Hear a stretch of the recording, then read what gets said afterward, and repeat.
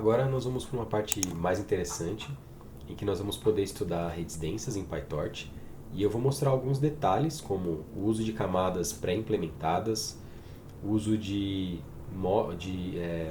algumas classes que já estão prontas em PyTorch, que a gente pode utilizar para facilitar a nossa vida, o uso do gradiente, opções para acessar parâmetros dentro da rede neural, e o backpropagation e o uso de algoritmos de otimização.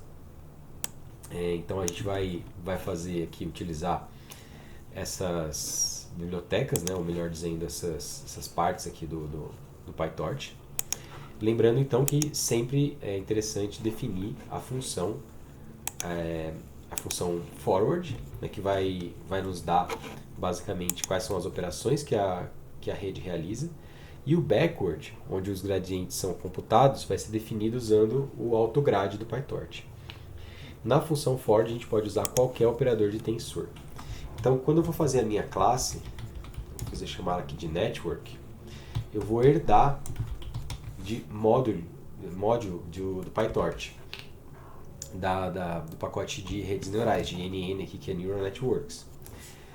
É um módulo de redes neurais bastante conveniente, porque ela já encapsula parâmetros, inclusive para utilizar GPU, exportar, entre outras coisas.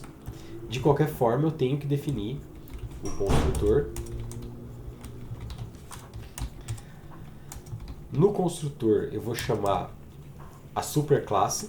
Então, para quem não lembra aí de orientação a objetos, a gente vai, para acessar o construtor da superclasse do qual eu herdei, eu chamo super. Então eu estou chamando aqui explicitamente esse construtor. E agora, a partir do momento, então, aqui, né, ele vai fazer a inicialização conforme a superclasse nn.modo. E agora a gente faz as nossas alterações necessárias. Então eu vou criar o projeto da rede neural. Eu vou criar duas camadas fully connected, ou camadas densas. E eu vou utilizar a camada linear, que basicamente me dá uma camada densa. Então, a gente vai seguir aqui duas camadas densas. Nós vamos utilizar essa rede neural para processar, como no exemplo da aula, imagens de 28 por 28 pixels, ou seja, 784 valores, cuja saída da rede são 10 classes. Então, como essas camadas são definidas? Da seguinte forma: o primeiro parâmetro é o número de atributos de entrada, nesse caso 784, seguido da quantidade de atributos de saída. Nesse caso, a gente pode definir quantos nós vamos querer, por exemplo, 32 parâmetros.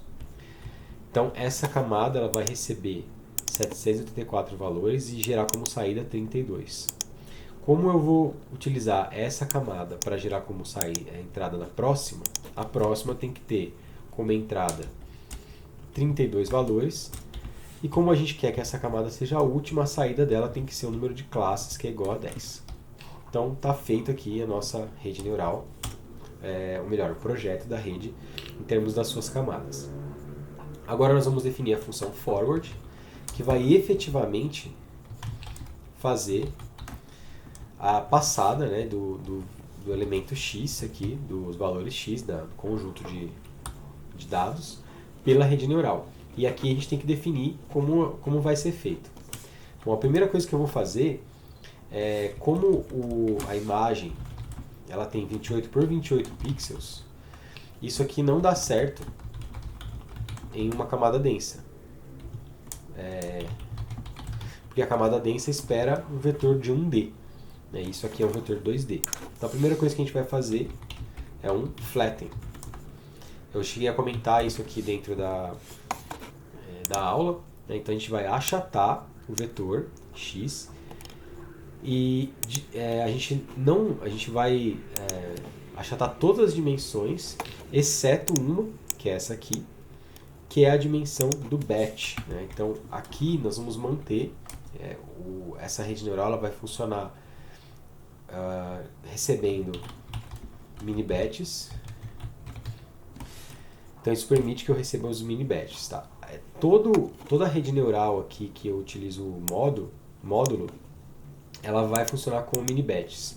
Então mesmo que eu tenha um só elemento, eu tenho que ter um batch com um só elemento. Então, ela foi preparada para isso.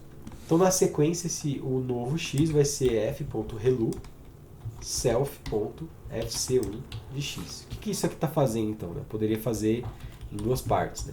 Então primeiro eu vou utilizar essa camada linear para processar os dados de x. E na sequência, né, sobre a saída dela, eu vou aplicar relu. Então basicamente é isso. Então, a primeira camada é uma camada densa seguida de relu. E a segunda camada também é uma camada densa, mas eu não vou aplicar relu, porque aqui eu quero os scores para as classes.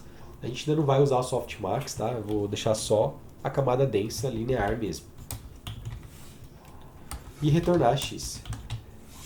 Então essa é a nossa rede neural, e tanto com respeito ao projeto das camadas quanto às operações que ela realiza no passo para frente.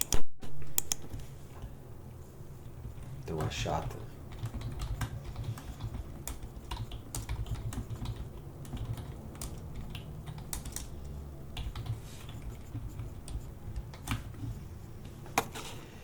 Então vamos lá.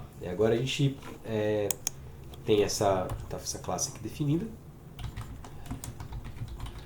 Vou inicializar ela, e quando eu imprimo ela, o que é interessante é que ela mostra pra gente como que essa rede está estruturada. Então quais são as camadas da rede, os nomes das camadas, quantos elementos de entrada e saída, e se tem bias ou não. Isso tudo fica aparecendo aqui no nosso print. Por enquanto, eu não fiz nada com a rede, ela não tem nenhum parâmetro aprendido.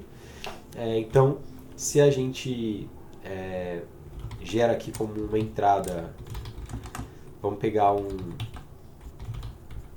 vou sortear aqui 1 por 28 por 28.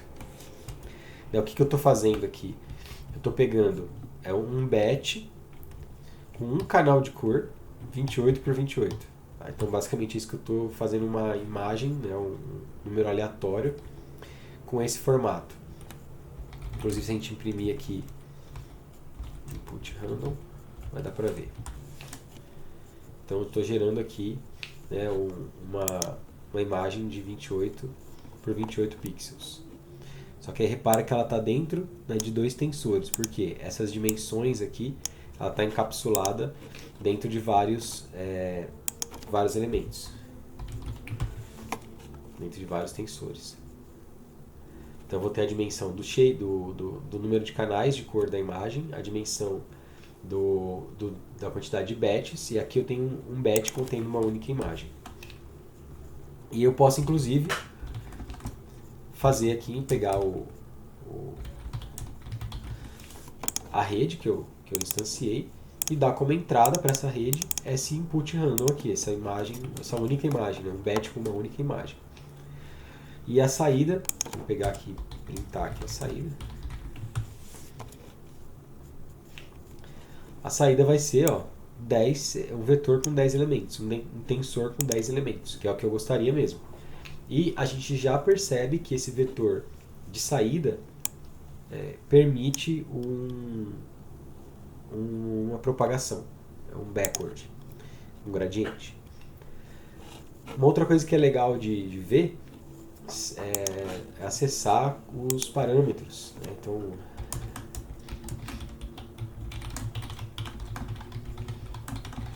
é possível acessar os parâmetros da rede. Isso a gente pode fazer pegando net.parameters, e aqui, para facilitar, eu vou converter isso para uma lista, para não ficar no formato de tensor. A gente pode ver quantos parâmetros tem, quantos conjuntos de parâmetros ele tem. E vamos ver aqui, por exemplo, os parâmetros da primeira camada, que seria da primeira camada.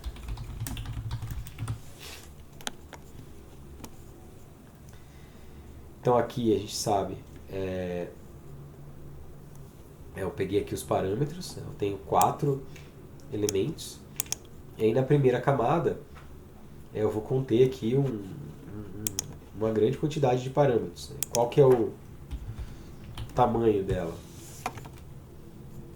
É 32 por 784. Por quê? Porque é o tamanho da matriz que eu preciso processar os dados.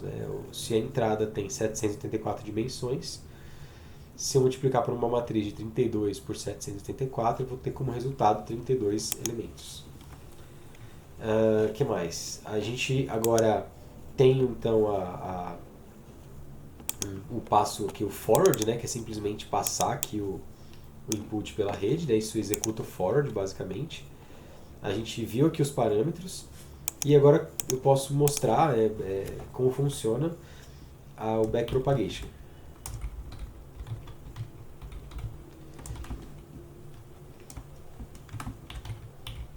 Chamando a função backward. Isso aqui já está pronta, tá?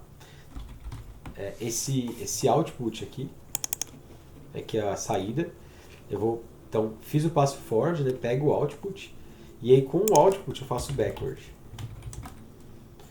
Esse backward, eu vou precisar fazer um backward com gradientes, com algum tipo de gradiente. E antes de fazer ele, é importante eu zerar o buffer de gradientes. Então eu vou fazer net.zeroGrad. Por quê? Porque se eu não zerar o buffer de gradientes, ele está acumulando gradientes anteriores. Então sempre que eu faço o passo de backpropagation, antes eu tenho que fazer zeroGrad. E nesse caso eu vou utilizar um gradiente a partir de valores aleatórios, tá? Só para mostrar aqui que funciona. Então a gente conseguiu aqui efetivamente fazer o backward com valores aleatórios. É claro que não é isso que a gente quer, mas foi só para dar um exemplo. Bom, agora uma coisa que eu deixei claro, né, aqui mais para cima, é que se eu preciso sempre ter a dimensão do batch, tá? E isso, quando eu tenho uma única instância, mesmo que eu tenha uma dimensão vazia, eu tenho que ter dessa forma. Bom, agora eu vou mostrar para vocês o uso, né, de uma passada aqui completa, né? Então tem o output, que vai pegar esse input random aqui que a gente criou. E agora, né, para poder fazer o treinamento da rede, eu tenho que ter um target, né? Eu tenho que ter um target para comparar. Eu vou fazer aqui um target aleatório, tá? Só para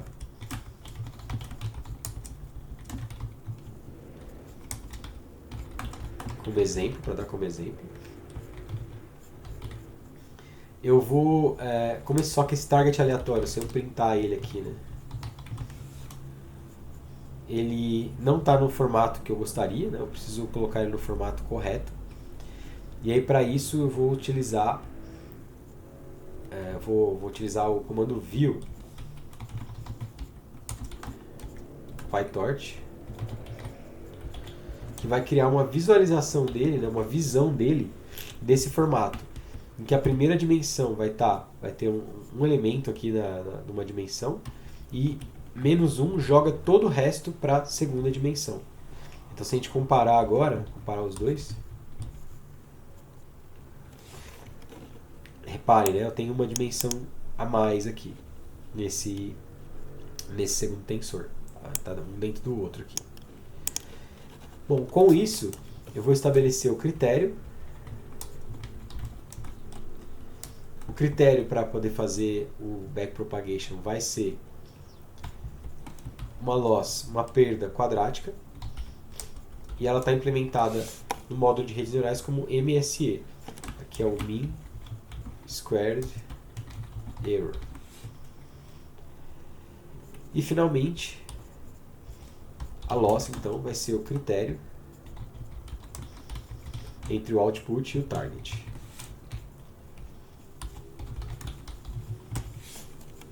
Então a diferença... Opa!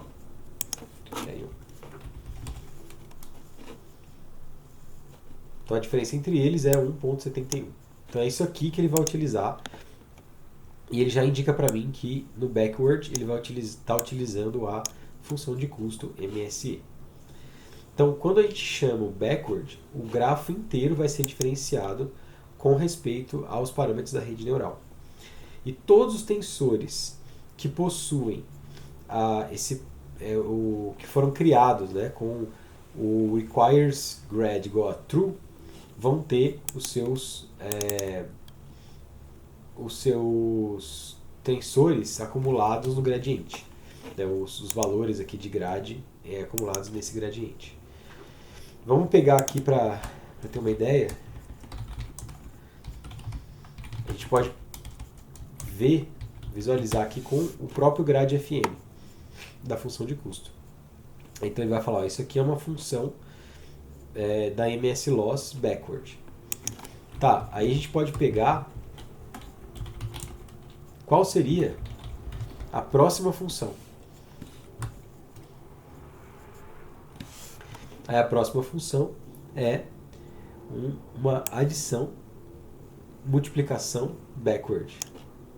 Então isso aqui está mostrando, na verdade, né, vou pegar aqui até o primeiro elemento só, é a função linear, né, que é a última aqui que a gente tem, né, essa aqui. Na verdade, essa espaço aqui. Se a gente pega, então, a próxima função da próxima função, o que será que a gente vai ter? A função accumulate gradient da ReLU. Como que eu sei que é isso? Né? Porque eu tenho a primeira camada linear, né? Logo depois da loss, logo depois da ReLU. Então eu consigo acessar o que está acontecendo aqui na sequência do cúmpulo dos gradientes. Então, aí finalmente o backpropagation com backward explícito, a gente tem que zerar o gradiente e a gente vai poder ver antes fazer um print do net.fc1.bias. A gente vai ver o gradiente do bias antes de qualquer coisa, né? Logo que eu faço o zero aqui, o zero grad. Quando eu faço backward com relação à função de custo, repara que eu já conectei ela aqui, certo? Eu conectei ela da saída até com relação ao target que eu coloquei. E quando eu fizer o print aqui do net.fc1.bias.grad, vou pegar aqui, né, antes e depois, imprimir. Bom, a gente zerou o gradiente, então está tudo zerado. Quando eu faço o backward, olha como a gente tem algum gradiente aqui no bias do FC1. Eu tenho o gradiente computado para os valores aqui. Bom, agora a gente fez o backward ele faz o cômputo dos gradientes, mas a gente gostaria de fazer a adaptação dos pesos. E para fazer a adaptação dos pesos,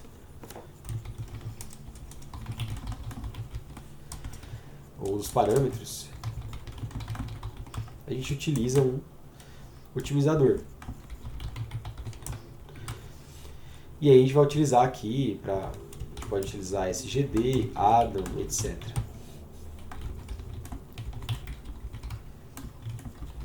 Vou puxar então os otimizadores aqui do Torch.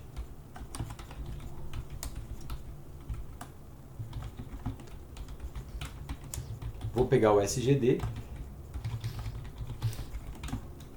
passar para ele os parâmetros da rede e definir qual é o learning rate desse otimizador. Então isso aqui cria um objeto otimizador. Na sequência, eu vou para cada loop de treinamento zerar os gradientes, buffer de gradiente.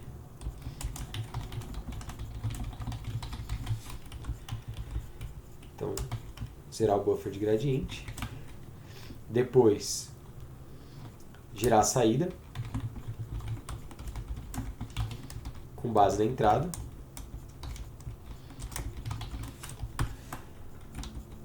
Estabelecer, conectar o critério.